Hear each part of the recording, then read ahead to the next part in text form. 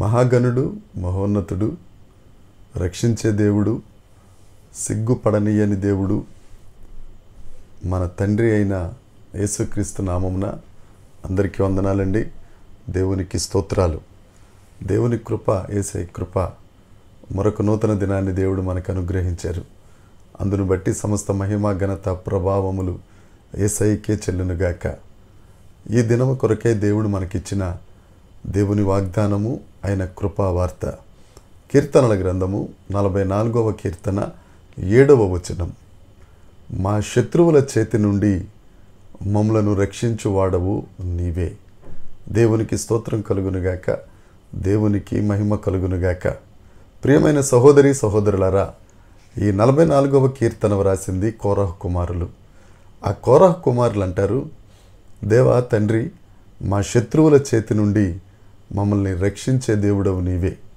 44వ కీర్తన 1వ వచనం నుంచి మనం చూస్తే గనక వారు చెప్పే మాట ఏంటంటే, మా పితరులు వారి శత్రువుల చేతి నుండి వారిని రక్షించిన విధానం, దేవుని భుజబలము చేత శత్రువులను తరిమి వారి దేశంలో తమ పితరులను నాటిన స్థితి గురించి వారు వివరిస్తూ, మా బాహువు కాదు తండ్రి, మా గొప్పతనం కాదు, మా పితరుల గొప్పతనం కాదు, నీ బాహువే, నీ దక్షిణ హస్తమే, నీ కటాక్షమే మా పితరులందరినీ వారి శత్రువుల చేతి నుండి రక్షించి వారిని ద్వేషించు వారి దగ్గర వారు సిగ్గుపడనివ్వకుండా చేసింది.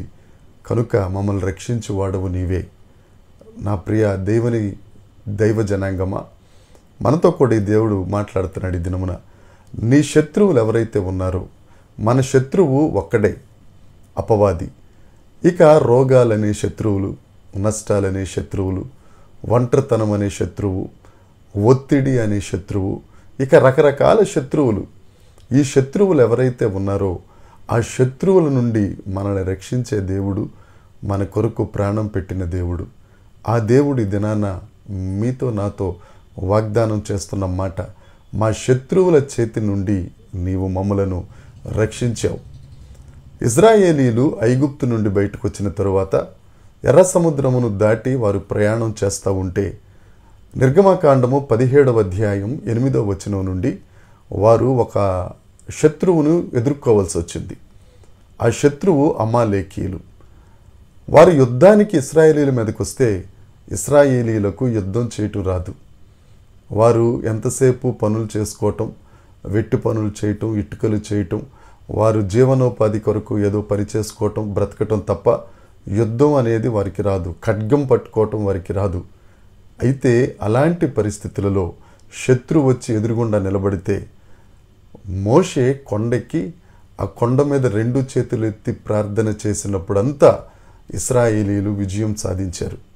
ఎప్పుడైతే చేతులు దించారో ఇశ్రాయేలీలకు వాటం వచ్చింది. అయితే అహరోను, హూరు ఆ చేతులు ఒక్కొక్క ప్రక్కన వారిద్దరూ ఆ చేతులు పైకెత్తడం వలన ఇశ్రాయేలీలు విజయం పొందారు. ఆ మాట గురించే సెలవిస్తూ ఈ 44వ కీర్తన 7వ వచనంలో ఉన్నమాట, మా శత్రువులందరి చేతి నుండి మమ్మల్ని రక్షించు దేవుడవు. వారికి యుద్ధం రాదు కానీ విజయం మాత్రం ఇశ్రాయేలీలదే. మనకు ఈ శత్రువులను, ఈ అనారోగ్యాన్ని ఎదుర్కోవటానికి, ఈ అపనిందనలు ఎదుర్కోవటానికి, ఈ ఒంటరితనాన్ని ఎదుర్కోవటానికి, ప్రతి విధమైన నష్టాన్ని ఎదుర్కోవటానికి మన దగ్గర ఏ స్తోమత లేదు, ఏ తెలివితేటలు లేవు, ఏ భాగ్యము లేదు. కానీ మన దగ్గర యుద్ధశూరుడైన యెహోవా ఉన్నారు. మన పక్షమున విజయశీలుడైన యేసుక్రీస్తు ప్రభు ఉన్నారు. ఆయన చెప్తున్నాడు, నిన్ను రక్షించువాడను నేనే. అదే 44వ కీర్తన 7వ వచనంలో 2వ మాట ఉంటుందండి. అది, మమ్మను ద్వేషించు వారి నుండి నువ్వు సిగ్గుపడనీయని దేవుడవు. ఎవరైతే మనల్ని ద్వేషిస్తున్నారో, మనం ఏమీ చేతగాని వారమని, మన దగ్గర ఏ అర్హత లేదని, లేకపోతే మన దగ్గర ఏ ప్రఖ్యాతులు పేర్లు లేవని ఎవరైతే మనల్ని ద్వేషిస్తున్నారో వారి ఎదుట దేవుడు మనల్ని సిగ్గుపరచడు. హన్న పిల్లలు లేక రకరకాల మాటలు పడింది అందరి దగ్గర. దేవుని ఆలయంలో ప్రార్థన చేయగానే, షిలోహులో దేవుని ఆలయం దగ్గర ప్రార్థన చేయగానే సమూయేలును దేవుడిచ్చాడు. ఆ తర్వాత పెనిన్నా పేరు ఎటుపోయిందో ఇప్పటి వరకు కనపడదు. అప్పుడెప్పుడో జరిగిన కార్యం ఇప్పటికీ హన్నా మనతో మాట్లాడుతూనే ఉంది. హన్నాను చాలామంది ద్వేషించారు, కానీ హన్నా సిగ్గుపడలేదు. ఎవరైతే ద్వేషించారో వారి ఎదుటే దేవుడు తల ఎత్తేటట్టుగా చేశారు. వారంటారు, ఈ వ్యక్తినే కదా మనం రకరకాల మాటలన్నాం, అరే మన ముందు ఇలా ఉన్న ఈ హన్నా ఈ దినాన్న ప్రవక్తకు తెల్లైపోయిందిరా అని వారు సిగ్గుపడేటట్లుగా చేశాడు దేవుడు. ఆ దేవుడే సజీవుడిగా మన మధ్యన ఉన్నారు. ఆ దేవుడే నీతో నాతో వాగ్దానం చేస్తున్నారు. నీ చుట్టూ ఎంతమంది నిన్ను ద్వేషించినా వారందరి ఎదుట తలెత్తి వారు సిగ్గుపడేటట్లుగా చేసే గొప్ప దేవుడు మన దేవుడు. ఆ దేవుడు ఈ దినమున నీతో నాతో వాగ్దానం చేస్తున్నాడు. నిన్ను రక్షించు వాడను నేనే, నిన్ను సిగ్గుపడనీయని వాడను నేనే. ధైర్యంగా ఉండు నా కుమారుడా, నా కుమార్తె.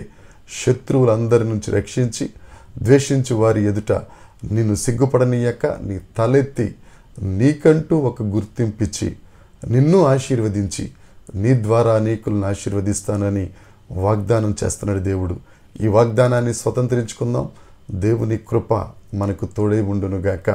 దేవుడు ఈ మాటలు దీవించునుగాక. Amen, amen, amen.